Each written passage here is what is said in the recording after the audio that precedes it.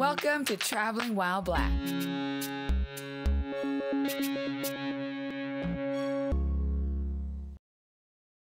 Hey, what's up? I'm Anthony, this is my wife Marley, and welcome to another episode of Traveling While Black. Yes, welcome back everyone. As a brief reminder, our show is based on our experiences traveling, and we base those experiences off of how good of a drive it was, how much fun we had, and most importantly, how comfortable do we feel as Black people visiting for the first time. Welcome to another international episode of Traveling While Black. If you saw our last episode, then you've seen our amazing experience in the Galápagos Islands. Yes, and for this episode, we're going to the mainland of Ecuador, to their capital city of Quito.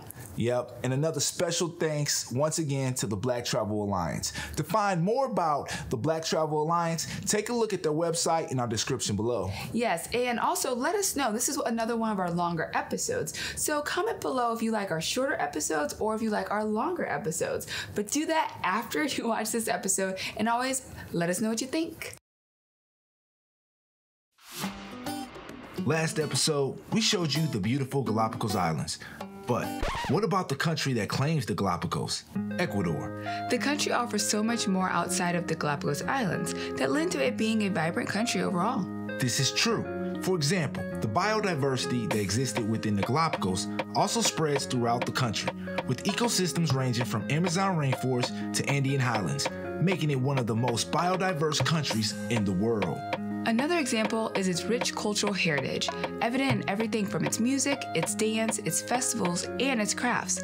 Ecuador's rich cultural heritage reflects the many indigenous cultures of Ecuador. The rich indigenous culture is also accompanied by historical relics of its colonial past, preserved in many historical sites, which contribute to Ecuador being one of the largest and best restored historical centers in the Americas. And of course, the food. Ecuadorian cuisine is really diverse, ranging from region to region. Since we will be experiencing the country on the mainland this time, we wanted to be sure to choose an Ecuadorian city which best embodies all of the amazing things Ecuador has to offer. And there wasn't a more perfect city than Ecuador's capital city of Quito. So for this episode, we spent a couple of days on land exploring the city, which is a United Nations educational, scientific, and cultural organization World Heritage Site. We couldn't wait. Travel grade. So getting to Ecuador is not easy coming from Seattle. It took a whole day to get there and took 2 days of travel for us to get back. First of all, you're not gonna find a direct flight going into Quito from Seattle. But here's how our travel went. We woke up at 4 a.m. to head to the airport for a 7 a.m. 4.5-hour flight to Atlanta. We spent our 2-hour layover in the ATL airport, then boarded our plane for a 6-hour flight into Quito. Finally, we had about an hour taxi ride from the airport to our hotel in Old Town Quito. Yes, that was a lot, but believe it or not, our trip back was a lot worse, being that we were coming from the Galápagos. Yeah, we will spare you that itinerary, but we will offer the following recommendation, that if you can swing it, break the trip up, especially if you're flying back from the Galápagos. Yes, a couple of our companions, a part of our traveling group, did such on the way back, and we were really regretting not doing the same. So if we're basing our grade from a perspective of Seattleites trying to get to Quito, then you will understand why we give this trip a 2 out of 5 for travel grade. Level of fun. Like we said, we want to experience all of the amazing things Ecuador has to offer. The cultural heritage, traditional cuisines, and even the biodiverse nature. Yes, it was one thing to identify the perfect city, but it would be a whole nother thing to find out how to experience all of the amazing things that make that city great. Enter in Metropolitan Touring, a tour company that has been in operation for 70 years, and that started its mission to share the wonders of Ecuador with the world. Metropolitan Touring is the parent company of Hurtigruten Expeditions, so no surprise that we were going to be taken care of. That was evident from the start just by our hotel accommodations. Casa Gangotena, a beautiful hotel situated in the heart of Quito's famed Old Town. The hotel's architecture gives a hint to the building's pretty remarkable colonial history. See, Casa Gangotena is actually a restored historic mansion. The history of the plot of land itself is pretty remarkable, long before the first European structure was ever built. The plot where the mansion was built was the Temple of the Blue Militia, aka the elite royal bodyguard of the Inca Empire. Its Spanish history began with the original house being built in 1600. The property would then be bought and sold by a series of wealthy families up until its final owners, the Gangotenas. With the mansion overlooking Plaza San Francisco, there is no doubt it's witnessed some pretty incredible history. But the mansion itself has also been through quite a bit. Yes, like surviving a devastating fire that was allegedly the work of an ex-boyfriend of one of the Gangotena daughters. Wow. Today, the mansion is a luxurious boutique hotel that harbors 31 rooms, a garden, a rooftop bar, and inside bar, both with fire cocktails, and of course, on-site dining that serves world-class food. Yes, our stay was awesome, but what else was just as awesome as our lodging was our experience in the streets of Quito. This was via the Old Town Quito Walking Tour, arranged for us by Metropolitan Touring. We were really excited about this tour, since we really wanted to understand more about the people who lived in Quito. After a delicious breakfast at Casa Gangotena, we headed outside where we were met with our local resident guide. It was then that it dawned on us why the tour was described as a tour that allows you to explore Quito like a local, because your guide is actually a local resident. See, the tour was created by a grassroots NGO organization that created the walking tour. The tour was a perfect way to fully experience Ecuadorian culture. The tour took us through the nearby streets, stopping to meet artisans, shopkeepers, hat makers, and even sweet confectioners. Like up the hill on Calle Rocaforete, where we explored the San Francisco market, one of the oldest in the capital city.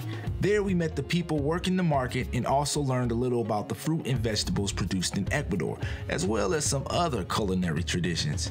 Probably one of my more favorite places we stopped into was El Secreto de las Plantas, which translates to English as the secrets of the plants.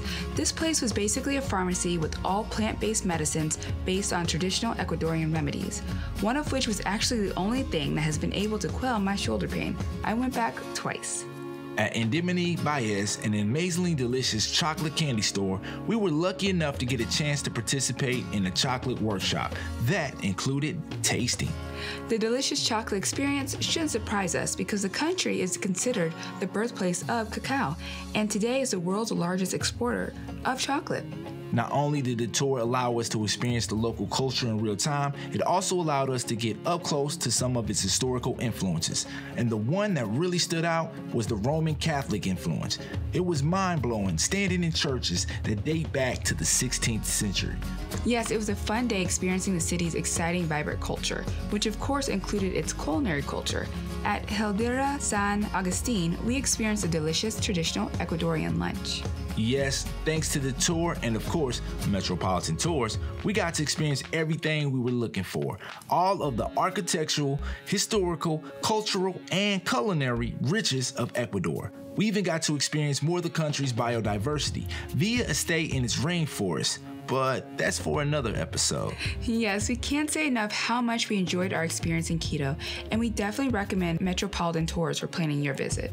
So, for our experience in Quito, we give a 5 out of 5 for level of fun. Comfortability for Black people. On our trip to Ecuador, we not only learned firsthand how it felt as a Black traveler visiting, but we also learned how being Black is living in Ecuador. Starting with our experience, the people and the owners of the shops we encountered on our tour all greeted us with smiles and were all really welcoming. Of course, the folks running the walk-in tour and representing Metropolitan Tours were all amazing. Yes, our comfort overall within Quito was amazing, but most interesting was what we learned about the Black perspective living in Ecuador. One night, our group got to have dinner with 2 local Ecuadorians who are working to better connect the Black Ecuadorian community. During our time with them, we learned quite a bit. Most Afro-Ecuadorians are descendants of enslaved Africans brought to Ecuador by Spanish colonizers from the early 16th century. Actually, the first group of enslaved Africans to arrive in Ecuador arrived in 1553 when a slave ship bound for Peru was stranded off the Ecuadorian coast. These Africans escaped and formed maroon settlements in Esmeraldas. These became a safe haven for those fleeing slavery. Despite their historical significance, Afro-Ecuadorians have faced systematic racism and marginalization. Along with the Esmeraldas province, Afro-Ecuadorians also have a significant presence in Guayaquil and Ibarra. And that's why dedicated people are passionately working to improve connections within the community. Our time with them makes us want to plan a return trip to Ecuador, but during that time, experience the Afro community up close. We gotta make that happen. While our time was great with the people on the streets of Old Town Quito and the staff of Metropolitan, we may have experienced what it might be like for an Afro-Ecuadorian living in Ecuador. Myself and another African-American companion traveling within our group were both randomly selected for random invasive searches by the local Quito police. Yes, something felt weird about both situations. So while the whole experience in Quito was very comfortable, Quito Airport Police need to do better. But even that can't ruin our overall experience. Plus, during our trip, we weren't alone. Yes, we were there with other fellow Black creators because our trip was sponsored by the Black Travel Alliance, a professional nonprofit organization created in 2020 to encourage, educate, equip, and excel Black travel professionals in education, media, and corporate positions. Yes, click the link to their website in our description below for more information about the BTA. As for our overall experience in Quito, we give a 4 out of 5 for comfortability for Black people. We hope you found this episode to be helpful and entertaining. Be sure to check out our previous episodes. And don't forget to subscribe to our YouTube channel and check us out on all of our social media platforms. Until next time, beautiful people, stay up, stay true, and do you.